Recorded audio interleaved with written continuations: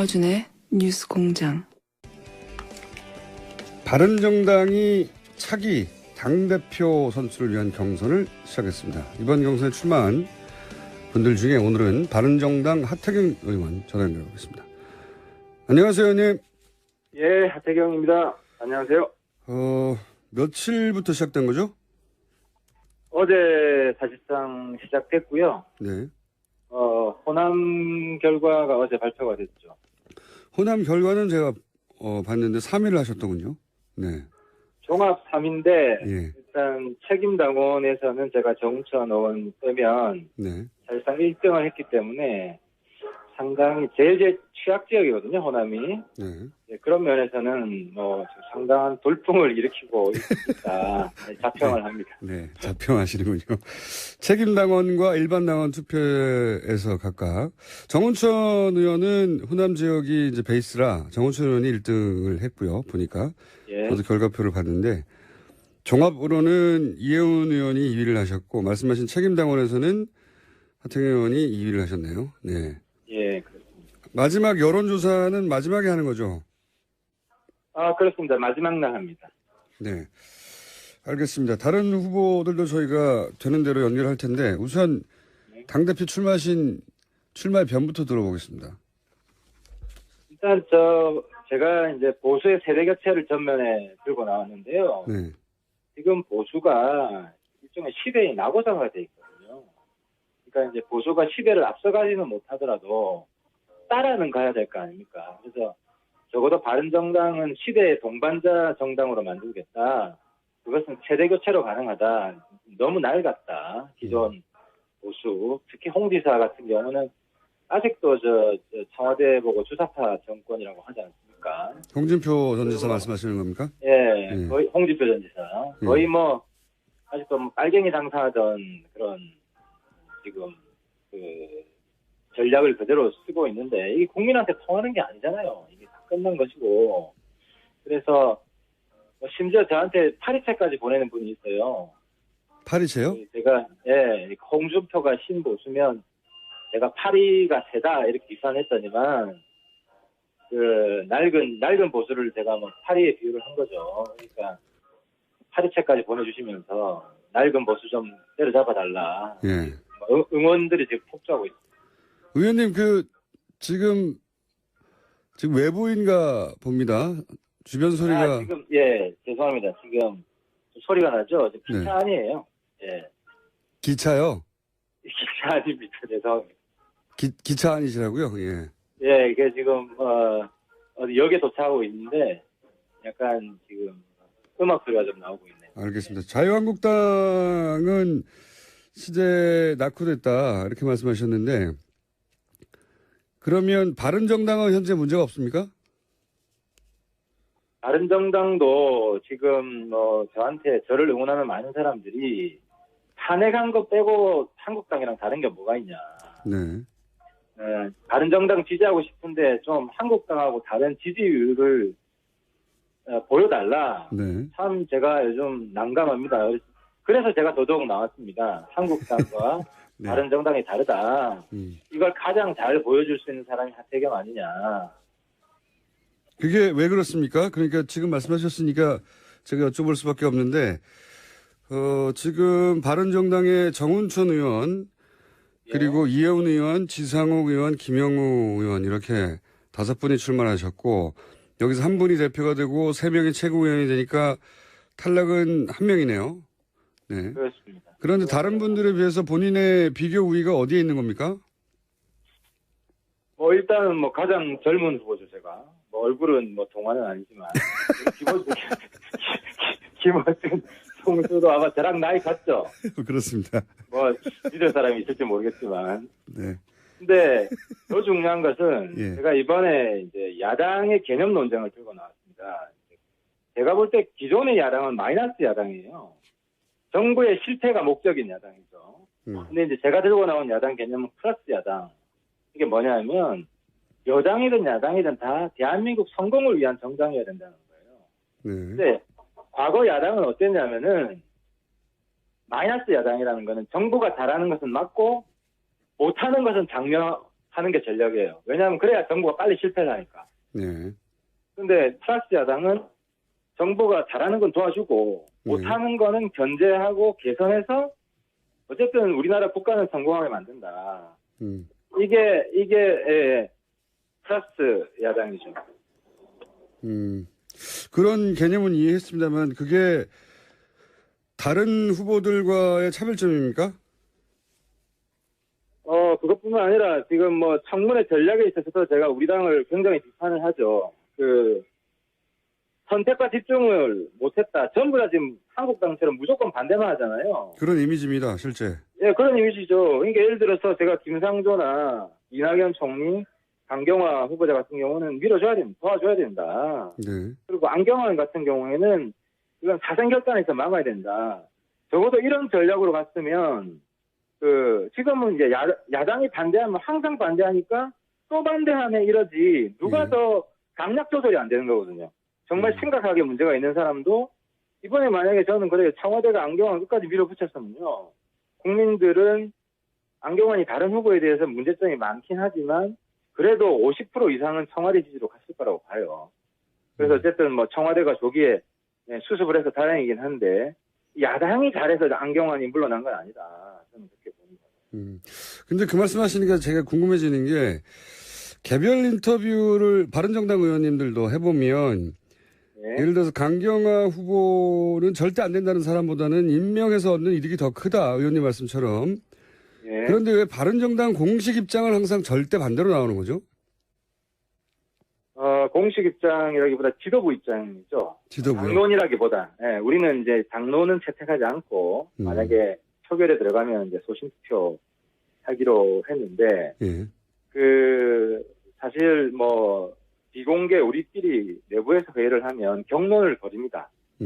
경론을 벌이는데 제가 당 대표가 되면 우리 당 체질 완전히 바뀔 겁니다. 그러니까 지금 말씀은 현 지도부가 강경 입장이라 바른정당 전체가 강경 반대 입장처럼 보이고 그게 전략적으로 매우 잘못했기 때문에 내가 당 대표가 돼서 선별적으로 플러스 정당이 되는 바른정당을 만들겠다. 이런 말씀이시네요. 네, 그렇습니다. 그렇군요. 근데 이제 뭐 지나가는 얘기긴 합니다만 아직 당 대표가 안 되셨기 때문에 플러스 정당을 하면 바른정당은 언제 집권합니까? 항상 여당이 잘 되도록 도와주면? 국민들 수준이 높아가지고요. 요즘 정치 각서입니다. 야당이 무조건 묻지마 반대하면 야당 지지를 안 오르고요. 반대할 땐 반대하고 찬성할 땐 찬성하고 절도 있게 하면 저는 틀림없이 오를 거라고 봅니다. 야당이 다들 지금 찌질하게 보니까 야당 지지율 다 합해봐야 20%도 안 되잖아요. 지금 20% 정도 됩니까? 그러니까 대통령 지지율이 거의 80%잖아요. 예. 그래서 80% 대통령을 지지하는 80-90% 민심을 우리가 얻지 않으면 우리 지지율 어떻게 올라가겠어요? 야당의 전략이 과거처럼 대통령 실패하게 만드는 전략으로 가면 저는 야당 집권 가능성은 없다고 생각합니다. 그렇군요. 그래서 협조할 건 협조해주고 가치가 확연히 다른 부분만 대치를 해야지 그것이 올바른 전략인데 지금 지도부로는 안 된다. 이런 말씀이신 것 같고. 예. 근데 그런 전략을 예를 들어서 이해운 의원도 그런 전략을 구사할 것만 같은데 저희 방송에 자주 나오셔서 얘기를 들어보면 이해운 의원에 비해 본인의 경쟁력은 어디에 있습니까? 일단 문재인 정부를 너무 잘 알고요. 사실 제가 과거 민주화운동 출신인데 이제 그분들하고 갈라선 거는 통진당하고 북한 인권 입장이 달랐기 때문에 19대에서 갈라섰죠. 근데 이제 그분들을 내가 잘 알아서 아주 슬기롭게 협치할 건 하고 견제할 건 견제할 수 있다. 이거 하나가 있고 또 하나는 홍준표 전 지사 지금 한국당 당대표가 될 가능성이 높은데 홍준표 지사를 되치게 할 정도의 맷집과 뒷심 있는 사람 전투력 못지 않지만 유승민의 품격도 아울러 가지고 있다. 좋은 거 다 하시는군요. 예. 홍준표, 유승민 한 중간 정도 되는 이미지 아닙니까? 네, 그거는 바른정당의 책임 당원들과 일반 당원들이 결정한 일이겠죠. 근데 여기 보니까 홍준표의 전투력과 유승민의 품격을 제가 변증법적으로 정화시켜서 새로운 리더십을 만들어 보겠습니다. 네. 좋은 거는 전부 다 나다. 이런 얘기인 것 같은데. 그러면 이건 어떻습니까? 네? 현재 바른정당에서는 인사 문제, 지금 인사 정국이니까요. 인사 문제를 곧 이어 있을 추경 문제하고 연계해서 전력을 구사하자 이런 얘기도 있던데 여기에 대한 입장은 어떠십니까? 저는 추경이랑 연계하는 거 반대하고요. 예. 추경 들어가야 된다고 생각합니다. 근데 추경에서 지금 가장 큰 문제가 되는 게 그 공무원 일자리 예산인데 저는 이제 조건부 협상을 했으면 좋겠다. 그 조건이 뭐냐면 지금 공무원 예산 가장 큰 게 해가 지날수록 예산 부담이 천문학적으로 커진다는 거거든요. 네. 그래서 신규 채용 공무원에 대해서는 그 호봉제, 그러니까 연공 서열. 지금 공무원이 가장 큰 문제가 되는 게 그 일 안 해도 세월만 지나면 월급이 올라가잖아요. 네. 그래서 그 능력에 따라서 공무원 임금도 주는 그런 방식으로 능력제로 개편해야 된다. 그러면은 이번에 공무원 개혁, 제도 개혁의 단초를 깔 수 있는 거죠. 그럼 우리나라 공무원 제도가 굉장히 건강해질 것이다. 뭐 추경의 논의는 당연히 들어가야 되고 그리고 인사 문제 연계하지 말아야 하지만 나는 이런 지점은 문제다. 이런 입장이신 거군요. 이네요. 예. 네. 이거 어떻습니까? 이거 안경환 그 내정자 결국 사퇴를 했고 이제 이어서 야당에서는 조국 민정수석도 사퇴하고 책임져라 이야기 나오는데 책임 문제까지는 모르겠습니다만 어쨌든 검증의 책임자니까. 근데 사퇴까지 해야 됩니까?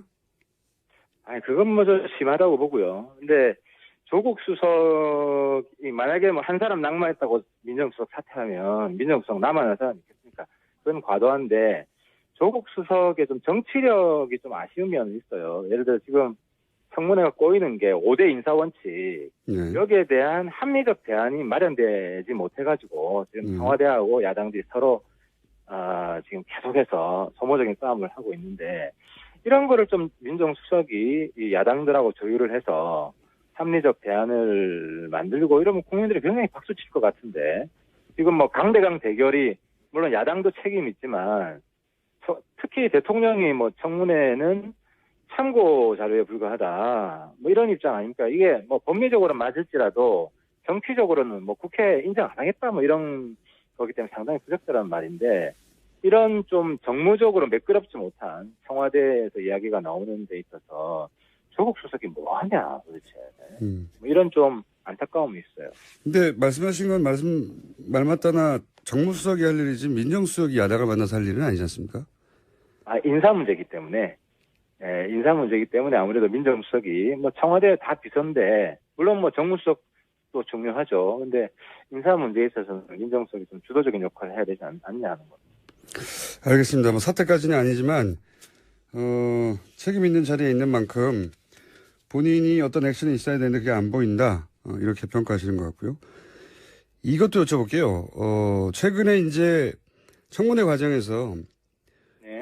일반 시민들이 그 청문위원들에게 이제 마음에 들지 않는 질문을 하거나 질의를 하면 문자를 대량으로 보내는데 여기 대해서 일부에서는 문자 폭탄이라고 부정적으로 보고 있고 또 일부에서는 이것은 시민 참여다, 문자 행동이다 이렇게 긍정적으로 보는데 본인은 어떻게 생각하십니까?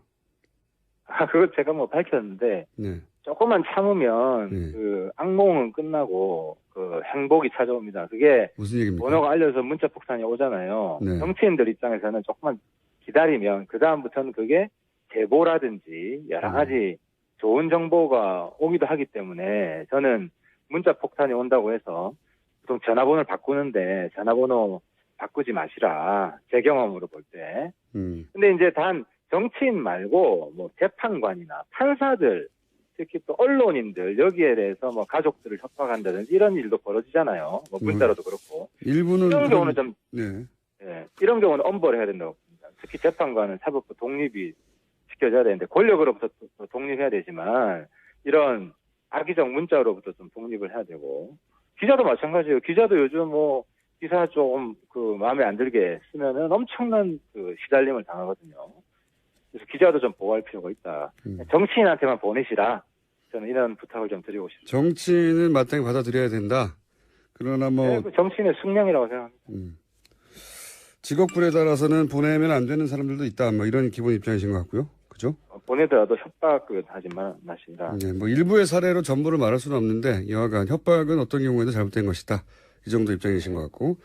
강경화 장관은 어제 임명을 했습니다. 강경화 장관의 임명에 대한 입장은 어떠십니까? 저는 뭐 제일 처음부터 강경화 외교부 장관 시키는 게 장점이 많다라고 예.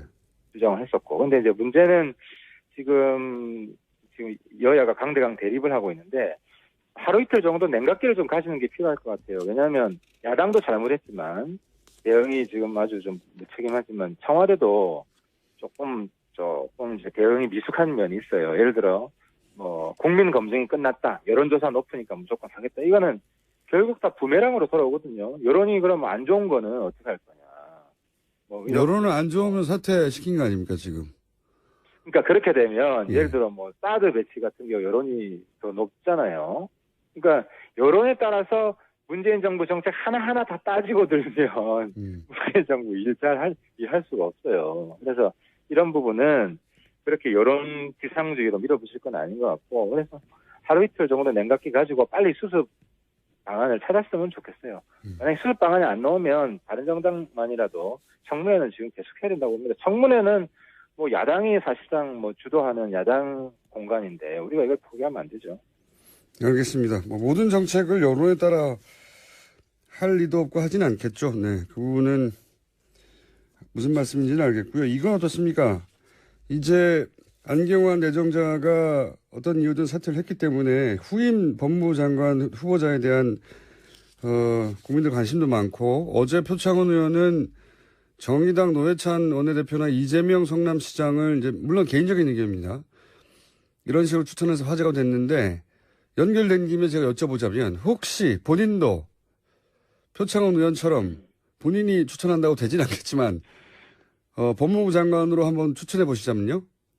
저도 생각을 좀 해봤는데요. 네. 표창원 의원은 좀 남성 지향적인 것 같은데 저는 여성 쪽으로 생각을 해봤는데 이정미 헌법재판관.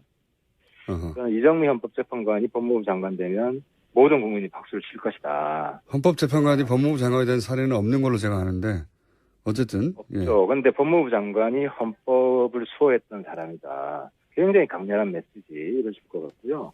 1순위입니다. 그리고 2순위는 만약에 안 된다면 김영란법을 통해서 대한민국의 부패를 없애는 획기적인 이제 조치가 있었던 상징적인 인물 아니겠습니까? 그래서 저는 이정미, 김영란을 노회찬, 이재명 조에 대조해서 한번 밀어붙이고 싶습니다. 그렇군요.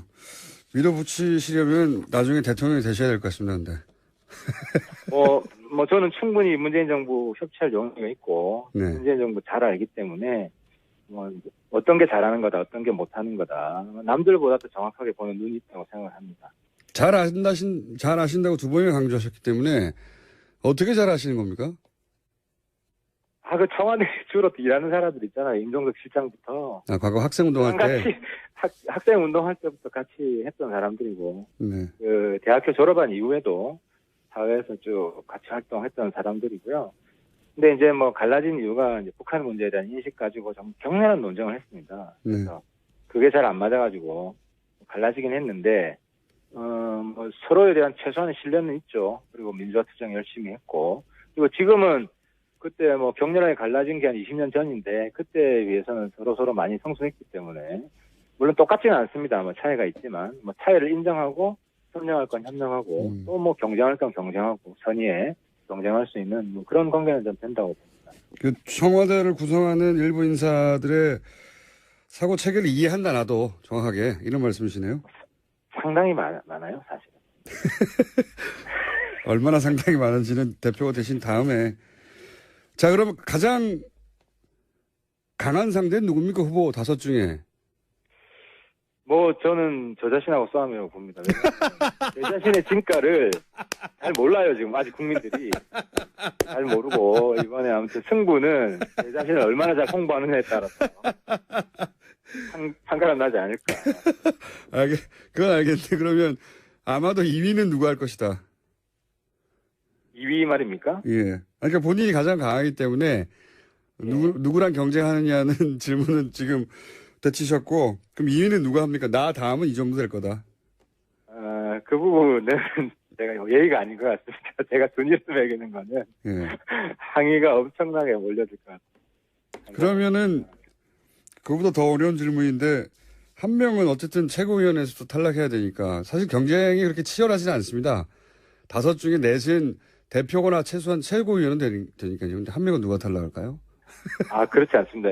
사실 지금 누가 떨어지는가에 관심이 더 많습니다. 그러니까요. 제 말이 그겁니다. 그래서 이제 떨어지는 사람은 굉장히 정치적 타격을 입을 수 있다고 생각하기 때문에 네. 지금 내부에서 상당히 경쟁이 치열하고, 어제부터 저희들이 처음엔 토론회는 좀 우호적이었는데 어제부터 약간 치고받고 하기 시작했습니다. 그래서 그래요?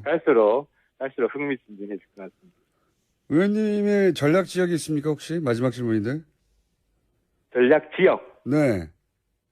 제 전략 지역은 영남하고 수도권. 영남과 수도권이요. 왜냐하면 이제 수도권에서는 제가 이제 구글 트렌드로 이 데이터를 쭉 조사를 해보면 인지도 부분에 있어서 거의 1등입니다.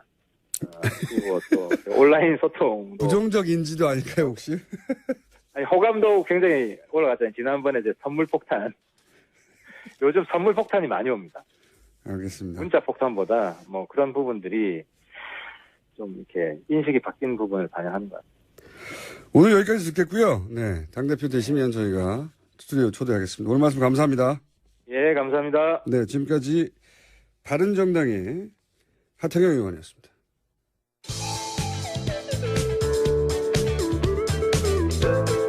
사나이 울리는 뉴스 공장. 이어 신문들은 김어준입니다.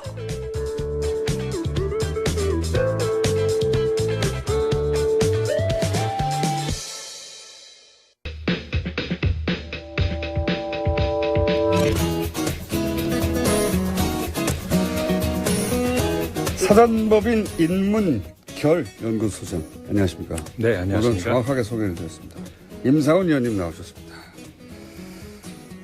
인문결은 뭐 하는 데입니까? 연구소 이름이죠. 네, 인문결 그러실 필요 없습니다. 말이 꼬이네 아침부터. 거의 9개월 만에 처음 여쭤보는 건데 뭐 하는 데입니까, 여기가? 결이라는 것이 이제 그 나무결, 물결 할 때 그 결하고 똑같은 건데요. 네. 그러니까는 그 인간이 모든 행동, 뭐 이런 그 양상 이런 것에도 결이 있다는 거죠. 프로이트가 옛날에 그런 얘기 했었거든요. 그러니까 동물 행동학 하는 데입니까? 아니요. 그럼요. 동물하고는 전혀 관계 없습니다. 그러면. 그러니까 그 행위의 인문학적 어떤. 아니요. 거꾸로. 흔히 우리가 인문학적 접근을 한다고 하면서 그 동물하고 별 차이 없는 그런 것들을 접근을 해 들어가는데 그런 게 아니고, 예를 들어서 우리가 뇌 연구를 하더라도 언어 뭐 이런 것들도 뇌에서 이루어지지 않습니까? 근데 그런 거에 대해서는 전혀 연구가 없고, 뇌 연구한다고 하면은 그 동물하고 별로 비슷한 그런 행태에만 연구가 많이 되는데, 근데 그런 것이 아닌 인간에게만 일어나는 그런 행위들이 뇌에서 어떻게 일어나는 거지, 이런 거를 연구하는 데죠. 뇌과학 하는 데입니까? 뇌과학도 포함이 됩니다. 뭐 하는지 설명을 잘 모르겠는데 어쨌든. 네, 긴 설명이 필요한데 다음에 다시 설명드릴게요. 또. 알겠습니다. 자, 오늘 짚어주실 것은 프랑스 총선을 얘기하려고 하는데요. 네. 일단 앞서서 지난 토요일이었었죠. 토요일에 헬무트 콜 전 총리가 통일 총리죠, 한마디로. 예, 네. 그렇죠. 그러니까 서독의 마지막 총리, 그다음에 통독의 첫 총리. 그런 거죠. 네, 그리고 4번인가 5번 연임했. 지금까지 가장 장수한 네. 독일 총리였고, 메르켈 총리가 기록을 깰지도 모르지만 아직까지는 그렇게 돼 있고, 이제 타계했다 이런 이제 소식이 들어왔죠. 이제 그 뉴스를 보면서 이제 독일의 통일 생각을 좀 해봤어요. 우리나라 아무래도 가장 관심이 가는 분야이기도 하고 하니까. 근데 당시에 독일이 통일이 갑자기 이루어졌잖아요. 갑자기 이루어졌습니다, 정말. 네.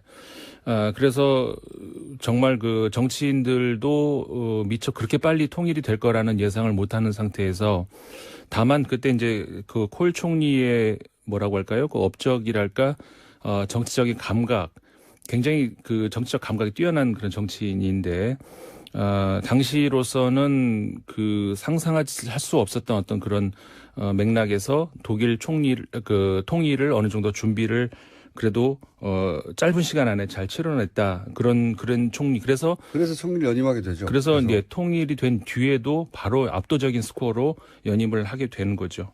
근데 이제 그때 제가 한 가지 말씀을 드리고 싶은 거는 뭐냐면 그렇게 갑작스런 통일이 이루어진 배경이 예를 들어서 그때도 서독이나 동독이나 다 그 약간 진보 진영이라고 상대적으로 예. 할 수 있는 쪽에서는 천천히 하자. 예. 갑자기 안 된다라는 목소리가 있었고 상대적으로 약간 오른쪽에 있다라고 하는 진영에서는 동독도 마찬가지입니다. 그쪽에서는 아니다 당장 하자. 지금 당장 그냥 그 합병하고 통일을 해버리자라는 그런 그 약간의 대립이 있었는데 오른쪽 소리가 훨씬 컸어요. 예. 그래서 갑자기 통일이 된 거죠. 한마디로 말하면은 흡수 통일이라고 예. 할 수가 있는 건데 그 이후에 독일이 겪었던 그 고통은 우리가 너무나 잘 알고 있죠. 경제적 고통부터 시작해가지고. 예. 네. 그리고 또 저도 동독에서 그때 당시 그 배낭여행을 제가 많이 하던 때라 네. 통일된 이후에 특히 동독 출신들이 그 저임금 노동 그런 일밖에 구할 수가 없었고 네. 그리고 사회적으로도 이제 하층민 취급을 받았고 사실은 대단히 교육을 잘 받은 고학력자들도 2등 국민 취급을 받았다. 그 시간이 굉장히 길었다고 해요. 예. 맞습니다. 예. 그래서 그 당시에 독일의 통일 과정을 우리가 이제 다시 들여다 본다면 그 당시 그리고 독일의 동독과 서독의 그 경제적 격차, 그 다음에 지금 우리 남한과 북한의 경제적 격차, 이건 비교할 수가 없잖아요. 그렇죠. 그럼에도 불구하고 독일이 그렇게 시달렸었고 그런 경제적인 문제. 그다음 또 하나가 뭐가 있었냐면은 물론 이거는 꼭 선악의 문제 어느 쪽이 더 낫다는 뭐 그런 문제는 아니지만 그 국경 문제가 또 하나 있었어요. 동독이 그러니까 독일 전체로 봤을 때는 20세기, 섬처럼 떠 있었죠. 예. 그렇죠. 20세기 역사에서 주변 국가들하고 약간의 그 국경 갈등이 있었거든요. 예를 들어서 폴란드하고나 그러니까 어느 쪽이 더 정당성을 가지고 있다 이 문제를 제가 말하고자 하는 건 아니고 다만 통일이 되는 과정에서 주변 국가들이 또 얼마나 우리가 한 국가가 통일된다 그러면 주변 국가들이 싫어하잖아요. 네. 우리나라도 싫어하는 나라 희한하게 멀리 있는 나라는 좋아하고요. 가까이 있는 나라는 싫어합니다. 그렇죠. 우리나라도 그렇잖아요. 예. 뭐 굳이 말을 안 해도 우리나라 통일되면 어느 나라가 싫어할지 일본이 다 싫어하고요. 그리고 위쪽에도 싫어하고요. 예. 중국도 이렇게 갈라져 있는 게 좋아하는 것 같고 네, 미국도 마찬가지예요. 사실은. 그렇죠. 그러니까 예. 독일 같은 경우도 그랬었단 말이죠. 통일된다고 하니까 프랑스 싫어하고 폴란드 싫어하고 주변 국가들이 다 싫어했어요. 그러는 과정에서 독일이 영토 분쟁에서 가질 수도 있었던 그런 땅을 많이 뺏겼던 그런 역사가 있습니다. 오늘 이야기하신 이유는 헬무트 콜이라고 하는 독일의 통일을 이뤄낸 상징적인 인물이 지난주에 사망했기 때문에 네, 잠시 그렇죠. 언급하신 거죠. 네. 이 주제는 워낙 큰 주제라 통일에 관한 거는 다음에 한번 다루기로 하고. 네. 프랑스 총선에 사실 이게 독일의 거인, 유럽의 거인 이렇게 평가받는 유명한 사람이죠, 콜 총리는. 네. 프랑스 총선 이야기 들어가 볼까요? 예. 그러니까 그 언론이 예상했던 것보다는 숫자가 좀 적어요. 네, 그렇죠. 그 언론은 400석 막대 얘기했는데 80%까지 차지할 것이다 이런 예상이 나왔었죠. 그리고 투표 마감 직후에 나온 여론조사에서도 그러니까 출구조사에서도 그렇게 나왔었는데 네. 실제로 해보니까 최종적인 결과는 그 정도까지는 아니었다. 300대로. 네, 400대까지 갔을 것이다 했는데 300대로 지금 그 예상이 되고요. 의석수가 500대입니다. 577명, 네. 577석인데 자세히 알 필요는 없어요. 몇 석인지 남의 나라까지. 근데 어쨌든 500대인데 네. 400대까지 차지할 거라고 그랬는데 300대에서 끝나요. 네. 그러니까 80%일 거라고 했는데 80%까지 안 가고 6, 70%까지 갈 그래도 뭐 것이다. 압도적이죠. 그렇죠. 그것만 해더라도 0석에서 그 정도까지 간다는 건 양대 압도적이고. 정당이 다 찌그러졌잖아요. 네. 근데 그 우파 전통적인 우파죠. 공화당의 경우는 생각한 것만큼 그렇게 지금 찌그러졌다 표현하셨는데 찌그러지진 않았습니다. 어느 정도 의석이 줄었다 정도 얘기할 수 있을 것 같고 그다음에 그 사회당 같은 경우도 사회당은 완전히 소멸할 것이다 이런 예상이 있었잖아요. 20몇 석까지 떨어질 것이다. 그 정도까지 떨어지진 않았었고 사회당도 물론 그 사회당은 찌그러졌다 이 표현이 가능한데 사회당은 찌그러졌다고 할 수 있죠. 그렇죠. 근데 소멸까지는 안 간 것 같고 그다음에 그 라 프랑스 인수미즈라고 하는 그러니까 우리식으로 하면 뭐라고 할까요? 그 굴복하지 않는 프랑스라고 이 당명이 그렇게 되어 있는데 그 정당 같은 경우도 의석수를 굉장히 많이 늘렸고요. 전체적으로 봤을 때 기존 정당은 축소되었고 많이. 네. 그다음에 중도 그 마크롱 신당이 돌풍을 일으키는 것은 맞습니다. 근데 여기서 하나 우리가 눈여겨봐야 될 게 뭐가 있냐면은 이번에 그 투표장에 가지 않는 그 국민이 유권자가 절반을 훨씬 넘었습니다. 네. 이게 뭘 의미하느냐? 그러니까는 신당 돌풍 뭐 우리 그 언론에서 이제 사설에서 많이 나옵니다만 기존 정당에 실망한 유권자들이 새로운 뭐 정치 지형을 뭐 선택했다. 근데 이렇게 과연 볼 수가 있겠는가 이제 그 문제죠. 네. 왜냐하면은 40%만 투표했기 때문에 네. 실제로는 60%는 아예 투표에 참여하지도 않았고. 그렇죠. 예.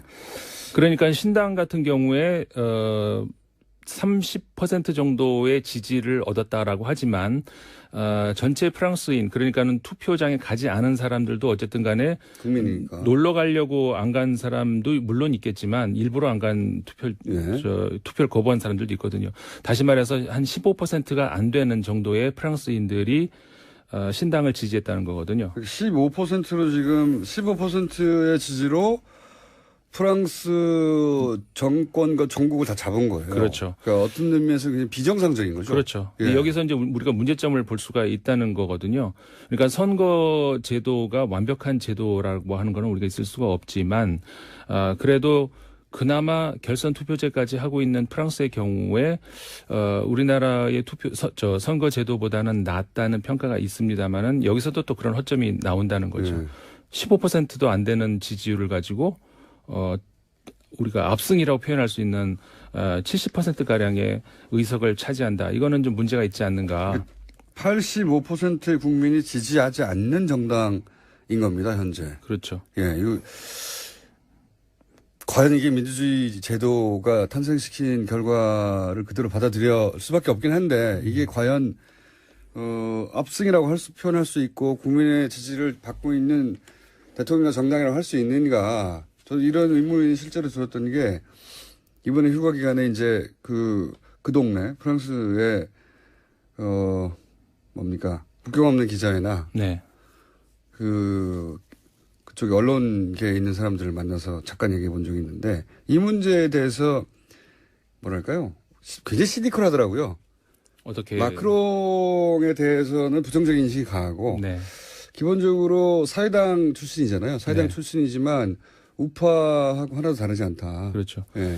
사회당 중도가 아니라, 출신이긴 맞습니다만은 잠깐 동안에 장관을 한 거죠. 홀랑드 대통령이 잠깐 발탁을 해서 장관을 시켰던 것이지 사회당 출신이라고 보기는 어려운 게 사실이고. 근데 출신이지 않습니까? 당적 거기도 없으니까. 그렇죠. 당적은 맞습니다. 근데 사회당 어쨌든 좌파도 아니고 네. 제가 중도 어쩌고 하니까 그게 아니라 기업의 이익을 철저히 대변한다. 맞습니다. 이번에 가장 먼저 지금 하겠다고 하는 것이 노동법 개정이라는 거거든요. 네. 그러니까 해고 유연하게 하고 이런 것들. 그러니까 다시 말하면은 기존의 사회당 출신이라고 했지만 좌파 정책하고는 전혀 관계가 없고요.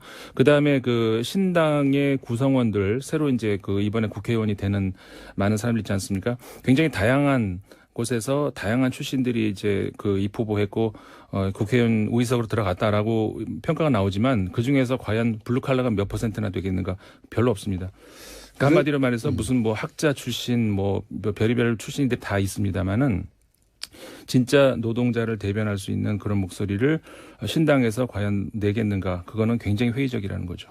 그래서 그런 얘기를 하더라고요. 이제 아마 노동법 관련 개정을 할 텐데 그러면 프랑스 전역이 시위로 뒤덮일 거라고 아마 마크롱 대통령이 당선이 됐고 또 정당도 이제 휩쓸고 있지만 말씀하신 대로 합치면은 실제로 전 국민 중에 굉장히 낮은 지지를 받고 있는 대통령이라 네. 실제로는 취약하다. 그래서 노동법 개정을 하면 거리로 많이 쏟아져 나올 것이라고 대혼란이 있을 것이다. 이런 식의 얘기도 하더라고요. 맞습니다. 그러니까 우리가 이제 잘 들여다봐야 되는 것이 뭐가 있냐면은 의석 수만 놓고 보면은 마크롱을 지지하는 프랑스 국민들의 아주 열광적인 지지 이렇게 얘기를 하기 쉬운데 전혀 현실은 그렇지 않다는 거. 투표장에 가지 않은 국민이 절반을 훨씬 넘어섰다는 거에서 과연 우리가 무슨 뭐라고 할 교훈을 얻어야 되는가? 네. 사실 지금 프랑스 국민들은 현재의 프랑스 정치 시스템 자체에 거부감을 가지고 기본적으로 기존 정치를 거부한 거거든요. 네. 정치 혐오를 드러낸 것이다. 그래서 이렇게 저는 봅니다만. 예. 그러니까 우리가 지금까지 투표 제도라는 선거 제도나 이런 것들이 상대 평가 같은 거잖아요. 그러니까 내가 정말 이 사람이 좋아서 찍는다기보다는 그나마 이 안에서 차악이라고 표현되는. 예, 그렇게 할 수밖에 없기 때문에 그러니까 투표장에 가지 않는데 투표장에 가지 않는 이 사람들의 민의를 어떻게 표현할 거냐는 거죠. 그래서 이제 그런 이야기들이 프랑스에서도 많이 나와요. 투표장에 가서 예를 들어서 그 0번을 논다든가 그래서 난 0번을 찍겠다. 한마디로 말해서 난 투표를 참여를 했다. 하지만 어느 지지할 사람이 아무도 없다. 지지할 사람이 없다. 그것도 정치적 의사 표현으로 그렇죠. 인정해달라. 나는 그 투표장에 안 가고 놀러 간 사람하고는 다르다는 그런 정치적인 의사 표현을 인정해달라는 거죠. 그렇게 했을 경우에 물론 이런 거는 이제 아직까지는 허점이 많이 있습니다만은 그렇게 국민들의 지지를 받지 않고 있는 정당이 70%의 의석을 차지하게 두는 것은 정당하지 않다는 것. 예를 들어서 그만큼 지지를 못 받았다면 의석 자체도 그만큼을 줄여야 되는 거 아니냐. 응? 예를 들어서 577석을 국민들 지지도 하지도 않는데 그걸 그대로 해야 되겠는가. 이런 이야기들도 나오고 있다는 거죠. 그 정도로 이제 정치 혐오나 정치에 대해서 이제 시니컬하게 바라보는 시각이 분명하더라고요. 이게 프랑스가 정치의 나라잖아요. 정치와 관련한 논쟁이 굉장하고 TV 주요 프로그램이 토론 프로그램이에요. 우리나라처럼 드라마가 아니라 그런 거 보는 거 좋아하고 말하기 좋아하고. 그런데 이번에는 투표를 안 했던 사람이 너무 많고. 네. 그리고 마크롱에 대해서 비슷한 말씀. 그러니까 85%가 지지하지 않는 대통령과 정당이 지금은 여당이 된 것이고 그 법이 부여한 막강한 권한을 가지게 된 거잖아요. 그렇죠. 예. 이 경우 어떻게 해야 되느냐에 대해서 답이 없으니까 네. 실제로는 답이 없잖아요. 현행 법상으로는. 그렇죠. 현재의 정치 제도를 가지고는 답이 전혀 없는 거죠. 예를 들어서 이런 거 있잖아요. 아까 말씀드린 연장선에서인데, 의원 내각제를 채택하고 있는 나라의 경우에, 절대 다수의 지지를 받아서 바로 그 총리가 선출된다든가 이렇게 되지 않는다면은, 소수파 같은 경우에는 연합을 한다든가 어떤 방법을 해서든 간에 과반수 이상을 만들든지. 연정을 하죠, 연정. 그게 안 되면은 총리 인선에 있어서 굉장히 시간이 걸리잖아요. 그게 이제 영국의 케이스인데. 그렇죠. 지금. 영국을 예. 포함해서 여러 나라. 근데 만약 그것도 여의치 않으면 선거를 결국 다시 해야 되는 거고. 예. 그러니까 그런 제도까지도 의원 내각제는 있는데. 그래서 선거를 자주 하죠. 네. 근데 그런 제도까지도 있는데 지금 이 대통령제 하에서는 그러니까 그런 대통령제 하에서의 총선의 경우에는 지금 프랑스의 경우처럼 아까 말씀드린 것처럼 별로 국민적 지지도 없는 정당이 의석의 절대 다수를 차지하고 있다는 거. 아까 말씀드린 것처럼 이럴 경우에는 의석 자체를 그만큼 주지를 말아야 된다는 거. 그래서 다시 다른 프로그램으로 다시 국민들한테 호소를 한다던가. 그래도 안 되면은 선거를 다시 해야 된다던가. 그런 보완이 있어야 되지 예를 않겠는가. 들어서 여당이 선출됐는데 전 국민의 50%에 미치지 못하는 지지율이라면 다시 선거를 한다든가. 예. 예. 비용은 많이 들겠네요. 지금 이미 그 결선 투표 하는데도 비용이 많이 들잖아요. 근데 그거 외에도 이제 다른 선호 투표제라든가 다른 나라에서 실시하는 아까 핀란드 우리 청취자분 얘기 나왔습니다. 핀란드 같은 경우도 선호 투표제라고 하는 것은 그러니까 우리나라에 좀 낯설 수 있는데 이런 건 굳이 예를 들자면 이런 거죠. 그러니까 우리는 리스트가 있으면 그 중에서 한 명한테만 딱 찍잖아요. 네. 근데 한 명이 아니라 여러 명한테 찍을 수 있다는 거죠. 그 여러 명한테 찍을 수 있는 것도 다양한 방법이 있는데 여러 명이 찍을 수 있다. 예. 여기까지만 해야 됩니다. 아. 다른 나라 선거제도 한번 뒤져봐야 되겠네요. 그렇죠. 지금까지 인문결연구소 임상훈 소장이었습니다. 감사합니다. 네, 감사합니다. 김어준이었습니다. 내일 뵙겠습니다. 안녕. 제가 파리가 세다 이렇게 비판했더니만 낡은 보수를 제가 파리에 비유를 한 거죠. 그러니까 파리채까지 보내주시면서 낡은 보수 좀 때려잡아달라. 예. 응원들이 지금 폭주하고 있습니다.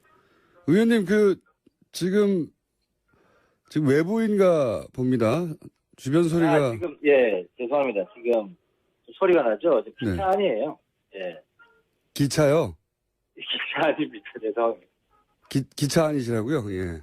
예, 이게 지금 어디 역에 도착하고 있는데 약간 지금 음악 소리가 좀 나오고 있네요. 알겠습니다. 자유한국당은 시대 낙후됐다 이렇게 말씀하셨는데 그러면 바른정당은 현재 문제가 없습니까? 다른 정당도 지금 저한테 저를 응원하는 많은 사람들이 탄핵한 거 빼고 한국당이랑 다른 게 뭐가 있냐. 네. 다른 정당 지지하고 싶은데 좀 한국당하고 다른 지지율을 보여달라. 네. 참 제가 요즘 난감합니다. 그래서 제가 더더욱 나왔습니다. 한국당과 네. 다른 정당이 다르다. 이걸 가장 잘 보여줄 수 있는 사람이 하태경 아니냐. 그게 왜 그렇습니까? 그러니까 지금 말씀하셨으니까 제가 여쭤볼 수밖에 없는데, 지금 바른정당의 정운천 의원, 그리고 이해운 의원, 지상욱 의원, 김영우 의원 이렇게 5분이 출마하셨고, 여기서 한 분이 대표가 되고 3명이 최고위원이 되니까 탈락은 1명이네요. 네. 그렇습니다. 그런데 다른 분들에 비해서 본인의 비교 우위가 어디에 있는 겁니까? 일단은 가장 젊은 후보죠, 제가. 얼굴은 동안은 아니지만. 김어준 총수도 아마 저랑 나이 같죠? 그렇습니다. 믿을 사람이 있을지 모르겠지만. 네. 근데 더 중요한 것은 예. 제가 이번에 이제 야당의 개념 논쟁을 들고 나왔습니다. 제가 볼 때 기존의 야당은 마이너스 야당이에요. 정부의 실패가 목적인 야당이죠. 근데 이제 제가 들고 나온 야당 개념은 플러스 야당. 이게 뭐냐면 여당이든 야당이든 다 대한민국 성공을 위한 정당이어야 된다는 거예요.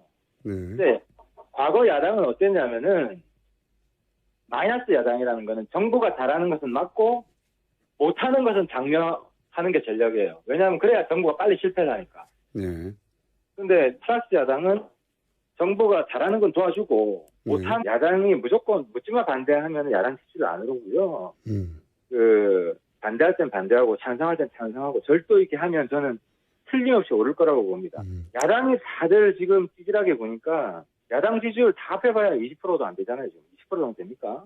그러니까 대통령 지지율이 거의 80%잖아요. 네. 그래서 80% 대통령을 지지하는 80-90% 민심을 우리가 얻지 않으면 우리 지지율 어떻게 올라가겠어요? 야당의 전략이 과거처럼 대통령 실패하게 만드는 전략으로 가면 저는 야당 집권 가능성은 없다고 생각합니다.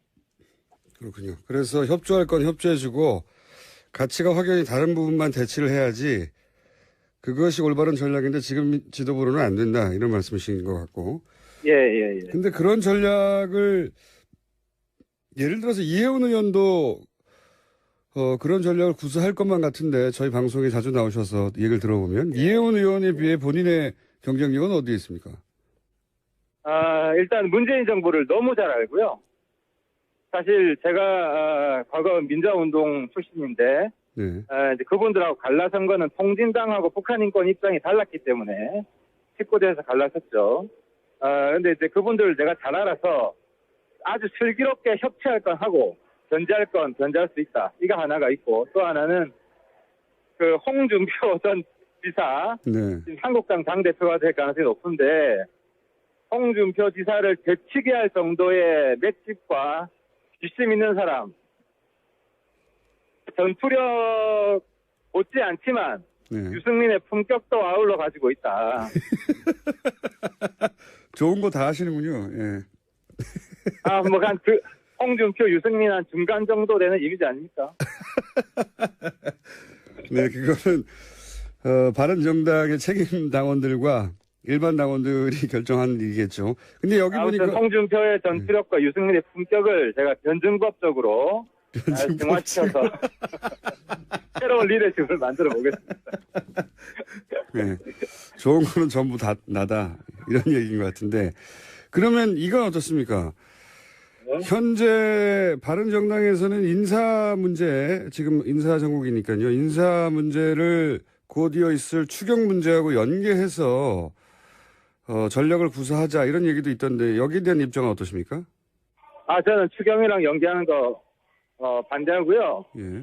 추경 들어가야 된다고 생각합니다. 근데 추경에서 지금 가장 큰 문제가 되는 게 공무원 일자리 예산인데 저는 이제 조건부 협상을 했으면 좋겠다. 그 조건이 뭐냐면 지금 공무원 예산 가장 큰 게 해가 지날수록 예산 부담이 천문학적으로 커진다는 거거든요. 네. 그래서 신규 채용 공무원에 대해서는 호봉제, 그러니까 연공서열 지금 공무원이 가장 큰 문제가 되는 게, 일 안 해도 세월만 지나면 월급이 올라가잖아요. 네. 그래서 능력에 따라서 공무원 임금도 주는 그런 방식으로 능력제로 개편해야 된다. 그러면은 이번에 공무원 제도 개혁의 단초를 깔 수 있는 거죠. 그럼 우리나라 공무원 제도가 굉장히 건강해질 것이다. 뭐 추경의 논의는 당연히 들어가야 되고 그리고 인사 문제 연기하지 말아야 하지만 나는 이런 지점은 문제다. 이런 입장이신 거군요. 이네요. 예, 네. 그렇습니다. 이거 어떻습니까? 이거 안경환 내정자 결국 사퇴를 했고 이제 이어서 야당에서는 조국 민정수석도 사퇴하고 책임져라 이야기 나오는데 책임 문제까지는 모르겠습니다만 어쨌든 검증의 책임자니까. 근데 사퇴까지 해야 됩니까? 아니 그건 뭐 좀 심하다고 보고요. 근데 조국 수석이 만약에 뭐 한 사람 낙마했다고 민정수석 사퇴하면 민정수석 남아있는 사람이 있겠습니까? 그건 과도한데 조국 수석의 좀 정치력이 좀 아쉬운 면은 있어요. 예를 들어 지금 청문회가 꼬이는 게 5대 인사원칙 네. 여기에 대한 합리적 대안이 마련되지 못해가지고 지금 청와대하고 야당들이 서로 지금 계속해서 소모적인 싸움을 하고 있는데 이런 거를 좀 민정수석이 이 야당들하고 조율을 해서 합리적 대안을 만들고 이러면 국민들이 굉장히 박수 칠 것 같은데 지금 뭐 강대강 대결이 물론 야당도 책임이 있지만 특히 대통령이 뭐 청문회는 참고 자료에 불과하다 뭐 이런 입장 아닙니까? 이게 뭐 법리적으로 맞을지라도 정치적으로는 뭐 국회 인정 안 하겠다 뭐 이런 거기 때문에 상당히 부적절한 말인데 이런 좀 정무적으로 매끄럽지 못한 청와대에서 이야기가 나오는 데 있어서 조국 수석이 뭐 하냐 도대체 뭐 이런 좀 안타까움이 있어요. 근데 말씀하신 건 말 맞다나 정무수석이 할 일이지 민정수석이 야당을 만나서 할 일은 아니지 않습니까? 인사 문제이기 때문에 그런 거는 견제하고 개선해서 어쨌든 우리나라 국가는 성공하게 만든다.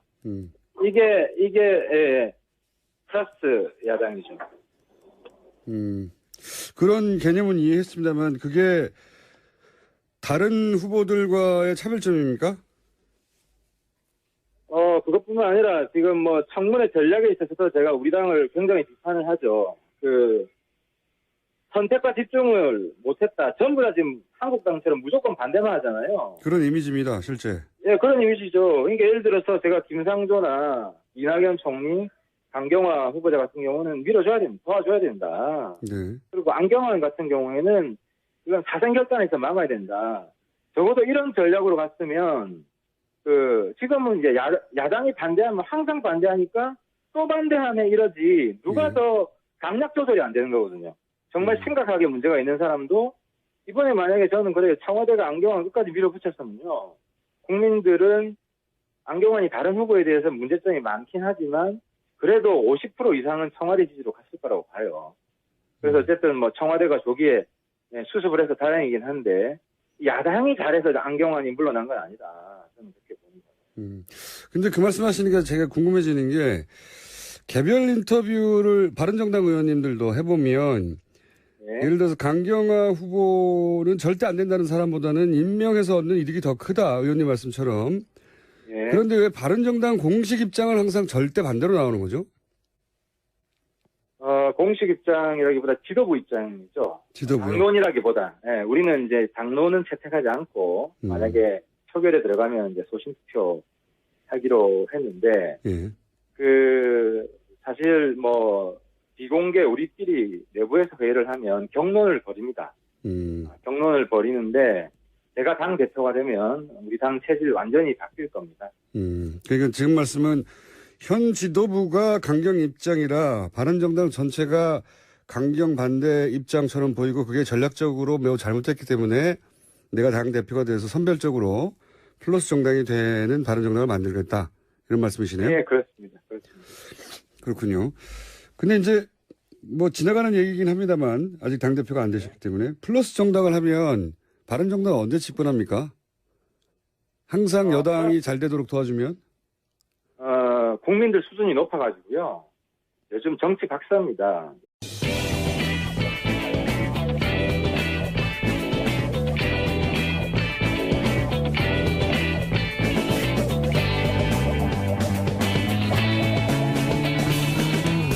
김어준의 뉴스 공장.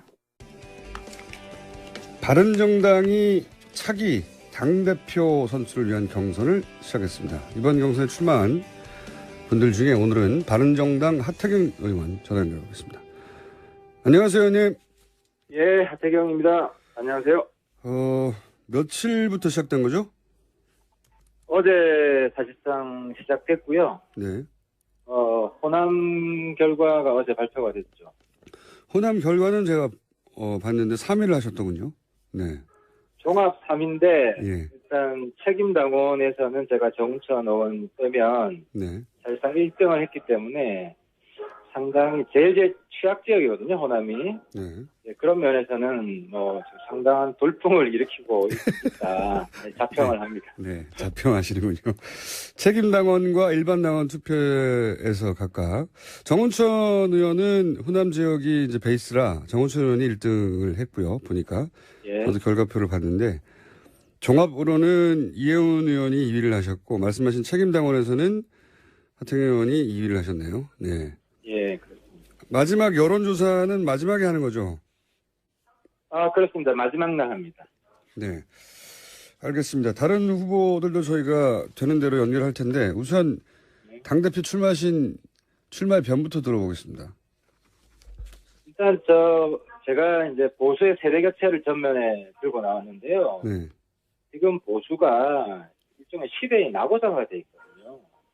그러니까 이제 보수가 시대를 앞서가지는 못하더라도 따라는 가야 될 거 아닙니까? 그래서 적어도 바른정당은 시대의 동반자 정당으로 만들겠다.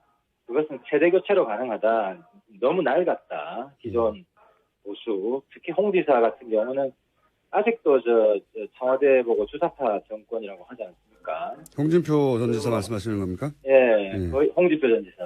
거의 아직도 빨갱이 당사하던 그런 지금 전략을 그대로 쓰고 있는데 이게 국민한테 통하는 게 아니잖아요. 이게 다 끝난 것이고. 그래서 심지어 저한테 파리채까지 보내는 분이 있어요. 파리채요? 제가 홍준표가 신보수면